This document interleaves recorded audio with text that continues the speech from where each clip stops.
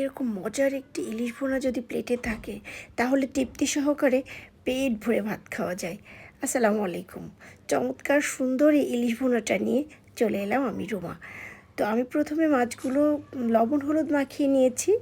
আর কড়াইটা গরম করে আমি এতে দিয়ে দিলাম সয়াবিন তেল। আপনারা যে কোনো তেলই নিতে পারেন, সরিষার তেল অথবা সানফ্লাওয়ার তেল। আমি সয়াবিন তেল দিয়ে করব এটা। তো আমি মাছগুলো একে একে তেল গরম হয়ে গেলে দিয়ে দিলাম সুন্দরভাবে, এবং একটা পিঠ হয়ে গেলে আরেকটা পিঠ উল্টে দিলাম। একদম ভাজা ভাজা করব। এরকম ভাজার একটা ফ্লেভার ভুনা করলে খুবই মজা লাগে। এই যে এরকম হবে।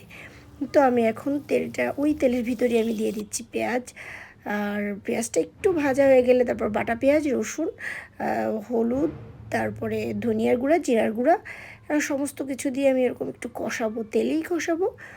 তো এরপরে দিয়ে দিচ্ছি লাল মরিচের গুঁড়ো, দিয়ে ভালো করে তেল একদম কষিয়ে তেলটা যখন উঠে আসবে তখন আমি ঝোলের পানি দিয়ে দেবো।